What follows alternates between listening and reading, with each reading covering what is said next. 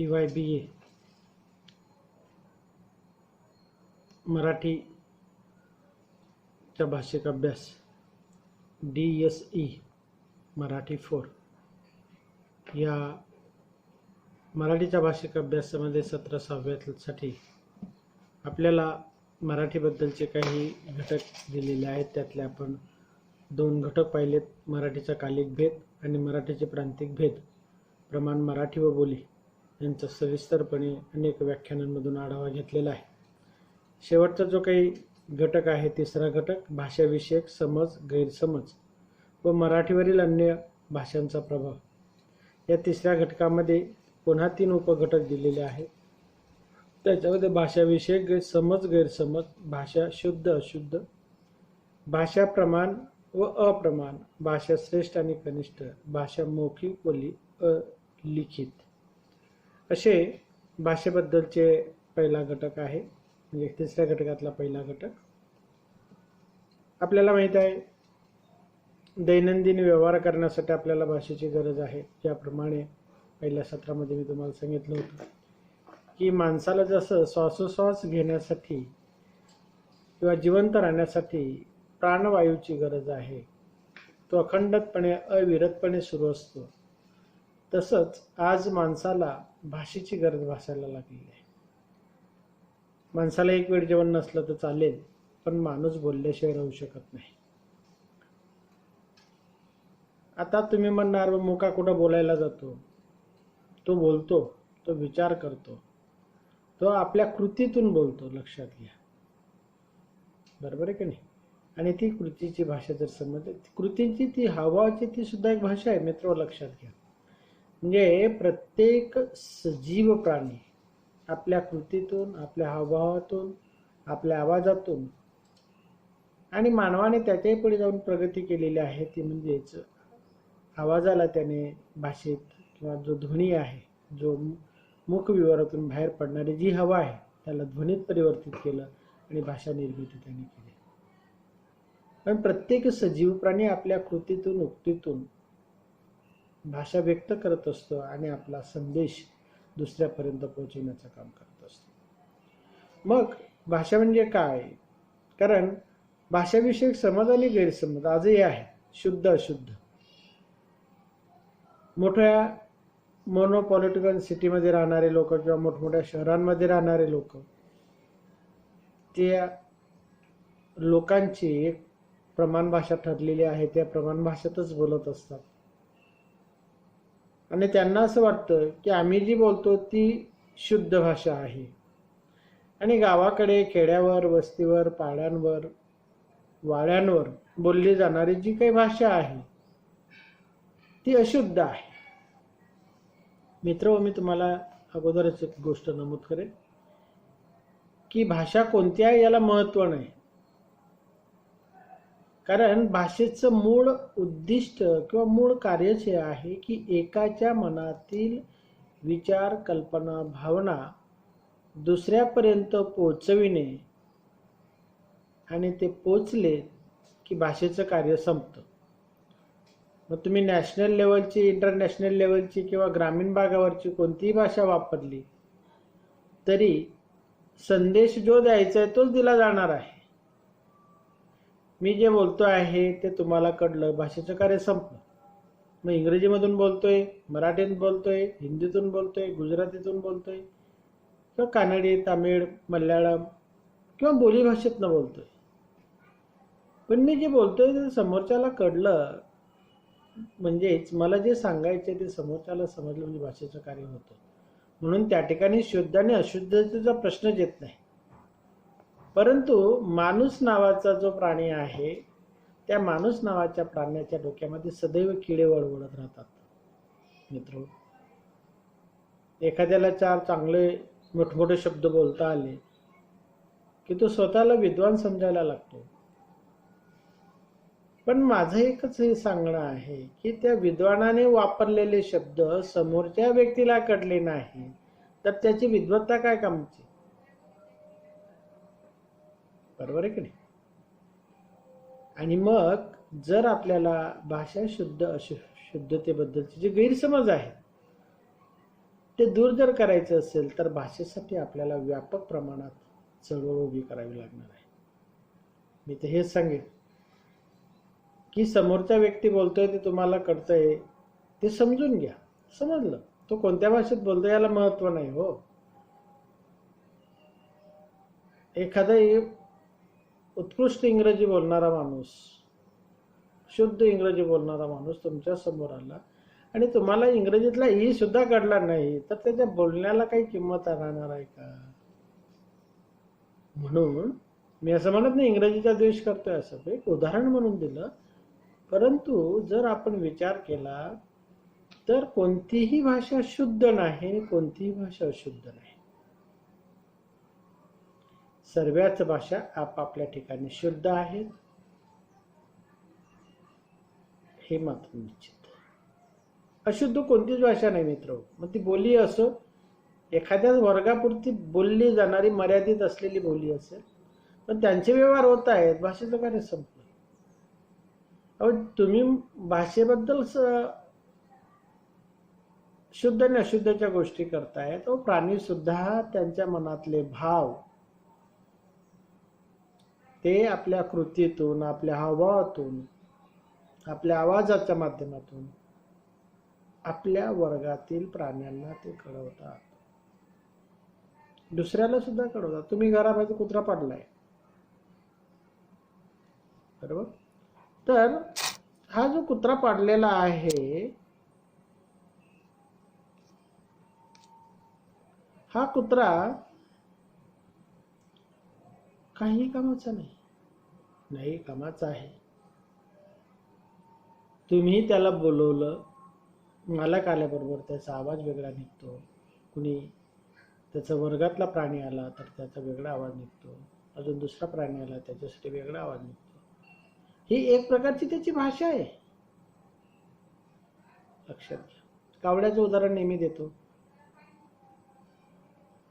एखाद्या झाडावर त्याचं घरटं असेल आणि तुम्ही त्या झाडावर चढण्याचा प्रयत्न करा बरं, किती कर्कश आवाजाने ओरडतो. किंवा दररोज सकाळी तुम्ही तुमच्या कंपाऊंडच्या भिंतीवरती काहीतरी खायला टाका, एक कावळा आला की तो दुसऱ्यांना कशा पद्धतीने, ही भाषा आहे मित्र. लक्षात घ्या, त्यांची भाषा आहे. आणि म्हणून कोणतीही भाषा ही श्रेष्ठ किंवा कनिष्ठ नाही, ती शुद्धच असते, अशुद्ध नाही. आणि म्हणून कोणत्याही भाषेबद्दल आपल्या मनामध्ये गैरसमज नसावा, बरोबर की नाही.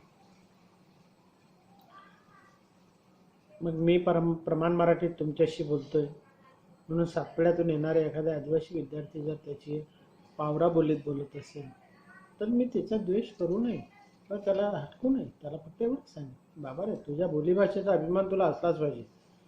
प्रत्येक माणसाला आपल्या बोलीभाषेचा अभिमान हा असतोच. मी तर अनेकदा सांगतो की प्रमाण भाषा बोलणाऱ्यांची सुद्धा प्रत्येक व्यक्तीची भाषा ही वेगवेगळी आहे हो. महाराष्ट्रामध्ये प्रमाण मराठी बोलली जाते, ती सर्वत्र सारखीच बोलली जाते का? पुणेरी माणूस वेगळ्या हेल काढून बोलतो. पश्चिम महाराष्ट्रात जर गेला तर अजून त्यांची वेगळीच चेतपावणी प्रमाण मराठी आपल्याला दिसते. आणि मग खानदेशात आला तर पुन्हा खानदेशी माणूस पुन्हा जोर देऊन प्रमाण मराठीत बोलत असतो. मराठवाड्यात गेलात, मराठवाड्यातले प्रमाण मराठी वेगळी दिसते. मग तुम्ही मला सांगा की मी या ठिकाणी तुम्ही काय समजणार की नाही मराठवाड्याची प्रमाण मराठी जी आहे ती अशुद्ध आहे, खानदेशात बोलणारा माणूस अशुद्ध बोलतो, असं आहे का? आणि म्हणून कोणतीही भाषा ही अशुद्ध नसते, ती शुद्धच असते. हा आपल्या मनातला जो गैरसमज आहे तो आपण दूर केला पाहिजे. प्रमाण भाषा आणि अप्रमाण भाषा म्हणजे बोलीनं अप्रमाण भाषा म्हणायचं का? भाषा श्रेष्ठ आणि कनिष्ठ किंवा मौखिक आणि लिखित. भाषा म्हणजे काय की कोणत्याही भाषेचे निरीक्षण हे व्यक्तीच्या बोलण्याचा संग्रह म्हणूनच करता येतं. अनेक व्यक्तिगत बोलण्याच्या अभ्यासातून आपल्या भाषेच्या सामान्य रूपाचं दर्शन आपल्याला घडतं. कमी अधिक प्रमाणात साम्य असणाऱ्या व्यक्तिगत बोलण्याचे कल्पित एकरूप म्हणजे भाषा. म्हणून बोलणे, बोली आणि भाषा असे तीन भाग आपल्या भाषाशास्त्राच्या अभ्यासात आपल्याला करावे लागतात. एकाच प्रांतात निरनिराळ्या प्रदेशात निरनिराळ्या बोली बोलणाऱ्या समाज, सामुदायिक व्यवहार, भाषा हेच नाव असल्यामुळे बोलींसाठी इथं पोटभाषा, उपभाषा असे शब्द मुद्दाम वापरलेले नाही. कारण तसे वापरले तर भाषा एक आणि त्याच्यापासून पोटभाषा निर्माण झाल्या वगैरे अशास्त्रीय कल्पना मनात निर्माण होऊ शकतात. एकाच समाजाचा भाग असणाऱ्या अशा अनेक गटांच्या भाषांचा आपण त्याला एक भाषक समाज म्हणून ओळखतो. एक भाषा बोलणारा समाज असे सर्वसामान्य नाव देतो. हे नाव प्रामुख्याने प्रदेशावरून पडलेले असते. जसं महाराष्ट्रात मराठी नावाची संज्ञा असलेली भाषा आणि भाषेखालील अनेक बोली या एक भाषक प्रदेशात वावरत असतात. त्यात मुख्य प्रांतांचे स्वाभाविक विभाग पाडलेले जातात आणि म्हणून उदाहरणार्थ मराठीच्या नावाखाली येणाऱ्या अनेक प्रादेशिक नावावरून ओळखल्या जाणाऱ्या ज्या अनेक बोल्या आहेत, प्रादेशिक नावावरून आहे ती पण प्रमाणच भाषा आहे. थोडाफार फरक आहे, साम्यभेद तर प्रत्येकामध्ये राहणार आहे. वराडी, खानदेशी, देशी, कोकणी इत्यादी आहे. पण शिवाय बेळगावी, कोल्हापुरी, मराठवाडी इतर अनेक बोली पूर्ण अभ्यासाच्या शेवटी त्यांचे वैशिष्ट्य नक्की करूनच आपल्याला त्यात समाविष्ट करता येऊ शकतो. एक भाषा बोलणारे लोक एखाद्या विस्तीर्ण प्रदेशात आक्रमण करतात आणि त्या प्रदेशावर स्थानिक भागातील लोकांच्या ज्या काही व्यवहाराच्या विनिमयाच्या भाषा असतात त्यांच्यात अडथळा व्यतिरिक्त एक भाषा त्यांची ती लादली जाते. जसं आपण मराठीच्या कालिक भेदमध्ये पाहिलं, यादवकालीन मराठी किंवा बहामनीकालीन मराठी या कालखंडामध्ये मोठ्या प्रमाणावर फारसी, उर्दू आणि अरबी शब्दांचा काय झालेला होता की भरणा मराठी भाषेमध्ये झालेला होता. त्याचं कारण का की त्यांची भाषा त्यांनी ती लादलेली होती. कोणत्याही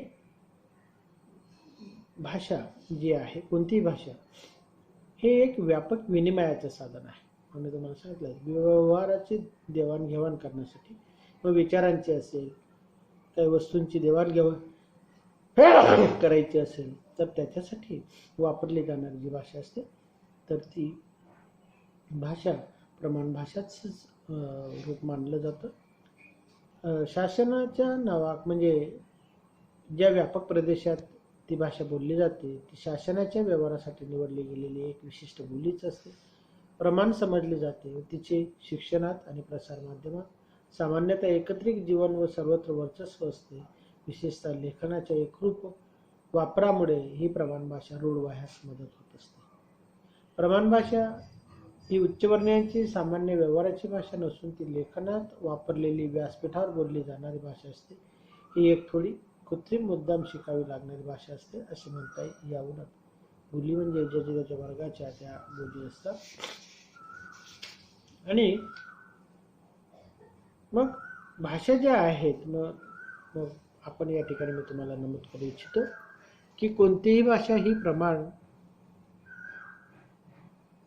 आहे, तिला प्रामाण्य आहे, कारण तिच्यामध्ये समाज व्यवहार होत असतात. त्याच्यामुळे आपण तिला अशुद्ध म्हणू शकत नाही.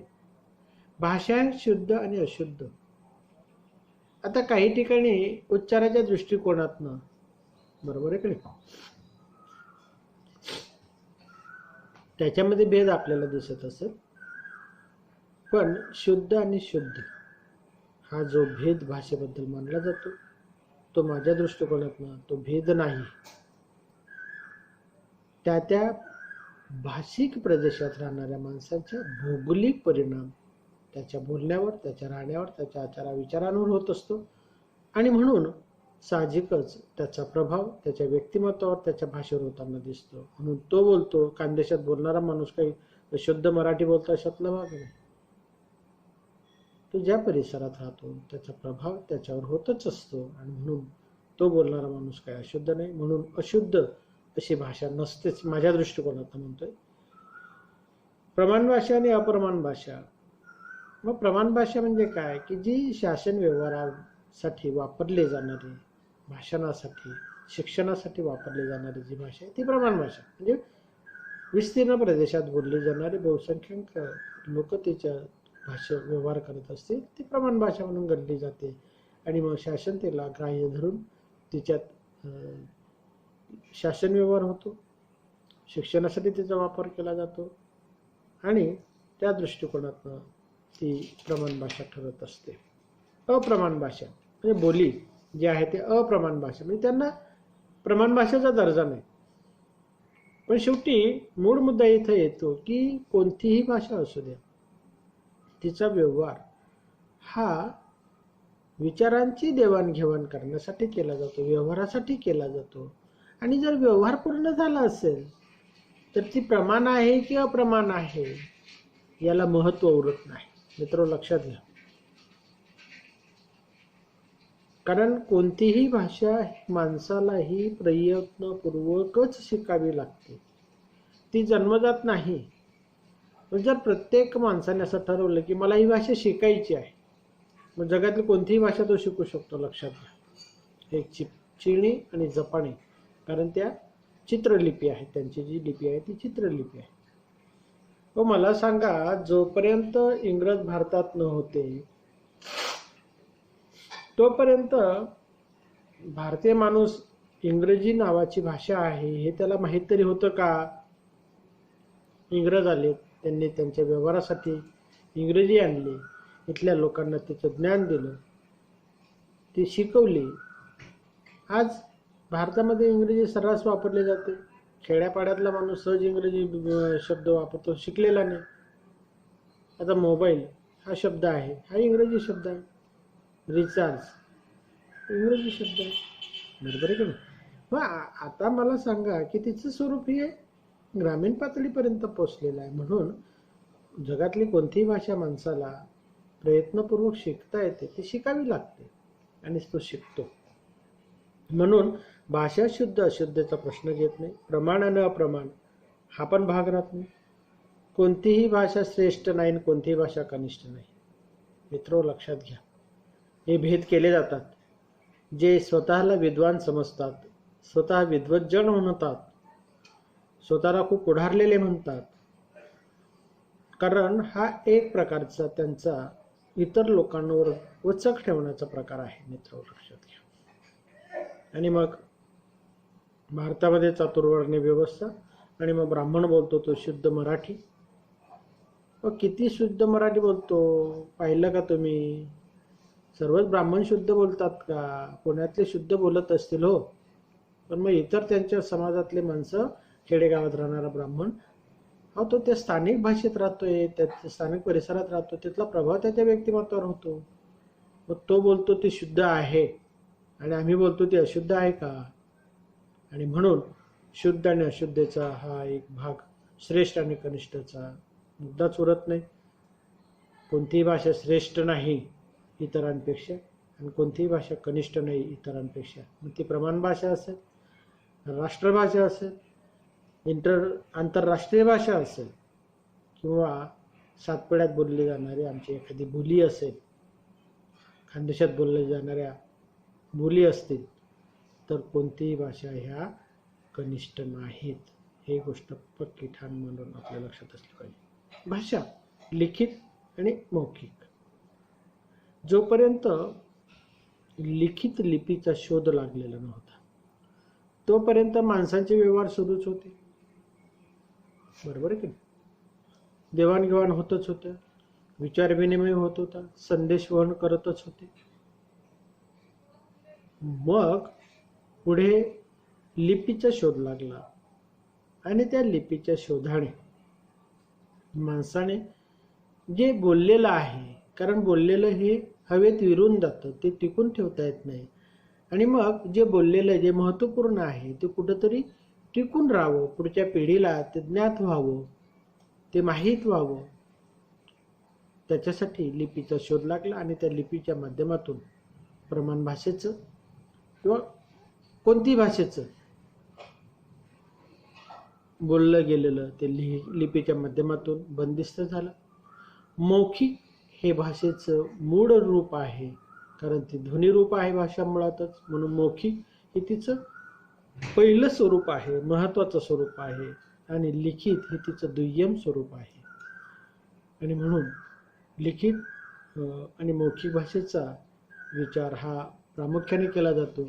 आणि म्हणून मी तुम्हाला या निमित्ताने हे भाषेविषयक जे आपल्या मनामध्ये गैरसमज असतील, तुम्ही तुमच्या शेजारी राहणारा एखादा अशिक्षित माणूस असेल, शिकलेला नाही, तो काय शिकला नाही त्याच्या परिस्थितीमुळे, पण तो ग्रामीण बोलीमध्ये बोलत असेल, आपल्या बोलीभाषेमध्ये बोलत असेल, तर त्याचा कृपया हेटाळणी करू नका, त्याचा द्वेष करू नका.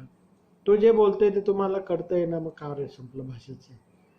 आणि म्हणून समोरचा माणूस कोणत्या भाषेत बोलतो तर त्याच्याशी त्या भाषेत बोलण्याचा प्रयत्न करा. तुम्हाला येत नसेल तर त्याच्याकडनं ते समजून घ्या. कारण मी सांगितलं कोणतीही भाषा ही माणसाला शिकण्यासाठी उपयुक्त ठरते. ती शिकली पाहिजे. माणसाला कमीत कमी 5 भाषा आल्या पाहिजेत. आपली मूळ मातृबोली, मातृभाषा ज्याला प्रमाण भाषा म्हणतो, त्यानंतर राष्ट्रभाषा चांगल्या प्रकारची, म्हणजे आपण बोलतो आपल्याकडची हिंदी कशी आहे, तर ह्या ज्या आपल्याला गुजराती आली पाहिजे, आपल्याला कानडी आली पाहिजे, आपल्याला तेलुगू आली पाहिजे, आपल्याला इंग्रजी आली पाहिजे, आपल्याला संस्कृत आली पाहिजे. आणि जर शिकायची असेल कोणती भाषा तर तेच मी तुम्हाला सांगेन, आवर्जून सांगेन, ती भाषा म्हणजे संस्कृत भाषा शिका. कारण या संस्कृत भाषेतूनच सर्व भाषांचा उगम झालेला आहे. जागतिक भाषेमध्ये सुद्धा संस्कृतचं आदराचं स्थान घेतलं जातं. इंडो युरोपियन ज्या भाषा आहेत भाषाकुल संकल्पनेमध्ये, त्या सर्व इंडो युरोपियन भाषिक कुळातील सर्व भाषा या संस्कृतपासून उदयास आल्या आहेत असं भाषाशास्त्रज्ञांचं मत आहे. आणि म्हणून हा जो पहिला मुद्दा आहे की भाषाविषयक माणसाच्या मनामध्ये समज आणि गैरसमज, की समज म्हणजे काय की माझी भाषा श्रेष्ठ आहे, दुसऱ्याबद्दलची भाषेच्या बद्दल गैरसमज आहे, तर तो दूर झाला पाहिजे. कारण भाषा हे व्यवहाराचं, संदेशनाचं, विचारांच्या आदानप्रदानाचं, कार्याचं सर्वात प्रभावी साधन आहे. आणि म्हणून एक माध्यम म्हणून त्याचाच आपण उपयोग केला पाहिजे. म्हणून तो कोणत्या भाषेत बोलतो याला महत्त्व नाही. तो बोलीत बोलतोय, प्रमाण भाषेत बोलतोय, राष्ट्रभाषेत बोलतोय, आंतरराष्ट्रीय भाषेत बोलतोय, याला महत्त्व नाही. पण तो जे बोलतोय ते तुम्हाला कळलं तर भाषेचं कार्य संपतं. भाषा हे व्यवहाराचं साधन, माध्यम आहे, लक्षात घ्या. त्यानंतर ती शुद्ध आणि अशुद्ध. कोणतीही भाषा 100% शुद्ध नाही. कारण प्रत्येक भाषेमध्ये स्वतःचे फक्त 7% शब्द असतात. 40% शब्द, जगातली कोणतीही भाषा घ्या, 40% शब्द हे इतर भाषेकडनं त्या भाषेने आयात केलेले असतात. मग तुम्ही कसं म्हणून फक्त संस्कृत सोडली तर, लक्षात घ्या, संस्कृत भाषा मात्र 100% शुद्ध आहे. तिच्यात कोणत्याही इतर भाषांचं शब्द नाही. ती 100% संस्कृत शुद्ध आहे. पण संस्कृत नंतरच्या ज्या काही भाषा आहेत प्रमाण कमी जास्त असेल, लक्षात घ्या. म्हणजे अगदी 60 आणि 40 असंच असेल असं नाही. तर काहींचं 70% शब्द स्वतःचे असतील, 30% शब्द इतर भाषेकडनं. एक शब्द जरी तिच्यामध्ये समाविष्ट झाला तरी ती भाषा 100% शुद्ध आहे असं आपण म्हणू शकत नाही. ती अशुद्ध म्हणणार का तर नाही. जो शब्द, आता समजा मी तुम्हाला उदाहरण म्हणून द्यायचं म्हटलं तर सिग्नल हा जो शब्द आहे, किंवा रेल्वे स्थानक जे आहे, बरोबर आहे का, स्टेशन, रेल्वे स्टेशनला मराठी शब्द आहे. तर अग्निरथ अग्निरथ विश्रामधाम, रेल्वे स्टेशन अग्निरथ विश्रामधाम, तिथं अग्निरथ, अग्नीवर चालणारा जो रथ आहे जो थांबतो त्याला विश्रामधाम म्हटलेलं आहे. किंवा सिग्नल अग्निरथ आवक जावक सूचक शुभ्र धवल शुभ पट्टी असं म्हणणार का? तेवढ्या तर रेल्वे निघून जाईल. आणि म्हणून कोणतीही भाषा शुद्ध किंवा अशुद्ध नाही. प्रमाण भाषा आणि अप्रमाण भाषा, मग मी त्याचं स्पष्टीकरण केलं की व्यवहारासाठी व्यवहाराने शासनाने मान्यता दिलेली ती प्रमाण भाषा. पण प्रमाण भाषा सर्वच जण वापरतात असं नाही. आणि म्हणून दैनंदिन व्यवहारासाठी व्यवसायानुसार काही बोल्या निर्माण झालेल्या आहेत. समाजगटवार, जातवार बोल्या आहेत, तर त्यांचा दैनंदिन व्यवहार तिच्यात चालत असतो. म्हणून ती अप्रमाण भाषा, म्हणजे तिला प्रमाण भाषेचा दर्जा नाही, पण ती भाषा आहेच. बोली का असेल ना, पण भाषा विचारांची देवाणघेवाण आहे. आदान प्रदान त्याच्यातून होत असतो. कोणती भाषा श्रेष्ठ कनिष्ठ, मी तुम्हाला सांगितलं की कोणतीही भाषा स्वतः श्रेष्ठ नाही, कोणतीही भाषा स्वतः कनिष्ठ नाही. भाषेचा दर्जा हा शेवटी भाषा हा एक माध्यम आहे, एक साधन आहे. विचारांची देवाणघेवाणसाठी ध्वनिरूप वापरलेले ते एक माध्यम आहे. आणि शेवटचा जो मौखिक आणि लिखित, मौखिक म्हणजे जी ध्वनिरूप आहे ती बोलली जातो आहे, आता मी तुमच्याशी बोलतोय, ही मौखिक. पण हे जर सर्व तुम्ही लिहून काढलं तर ते लिखित स्वरूप होईल. म्हणजे मी बोललेलं हे आता रेकॉर्डिंग होते म्हणून भाग ठीक आहे, पण हे जर वर्गामध्ये राहिलं असतं, तुम्ही नोट्स काढल्या असतात, तर तिथे जसं लिखित रूप राहिलं असणार. अशा पद्धतीनं आपल्याला भाषाविषयक समज गैरसमज, शुद्ध अशुद्ध, प्रमाण अप्रमाण, श्रेष्ठ कनिष्ठ आणि मौखिक आणि लिखित या संदर्भात स्पष्टीकरण करता येईल. या ठिकाणी आपला हा जो पहिला मुद्दा आहे तो पूर्ण झालेला आहे. पुढच्या व्याख्यानामध्ये आपण संस्कृत, फारसी, द्रविड, हिंदी या भाषांचा मराठीवरील प्रभाव हा पाहणार आहोत.